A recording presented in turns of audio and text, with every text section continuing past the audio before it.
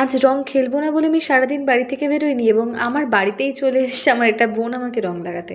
আমি ওকে অনেকবার বলেছি, দেখ আমি রং খেলবো না, একটা রিজন আছে, তুই তুই তুই খেল। ও বললো ঠিক আছে, আমি একটা টিপ পড়াবো। তো টিপটা পড়ালো আমাকে, দেখো পুরো ডাকাতকারী, যেন আমি এক্ষুনি সবাইকে বধ করতে যাচ্ছি। কিছু আর বলার নেই, টুকুস টুকুস করে জল আনতে চলে যাচ্ছি, ভালো করে মুখে গামছা দিয়ে। আর রোদ যা ভাই রে ভাই, আজকে যা রোদ হয়েছে কিছু বলার না। আর এই যে মামুনি যিনি আমাকে টিপটা পরিয়েছেন, কেউ দেখতে পেলে এনাকে ঢিল ছুড়বেন রাস্তায়। আরে মজা করলাম। তো যাই হোক, এখানে এই রোদটাই তোমাদের সাথে দেখাচ্ছিলাম। কি ভাই রোদ, ভাই কিছু বলার নেই। ওর ফোনটা আমাকে দিল, ওর হোয়াটসঅ্যাপে কি প্রবলেম হয়েছিল সেটাই আমি ঠিক করবো বলে। হোয়াটসঅ্যাপ আসলে পাকামো করে জিবি হোয়াটসঅ্যাপ ডাউনলোড করেছিল, এখন আর খুলছেই না সেই হোয়াটসঅ্যাপ।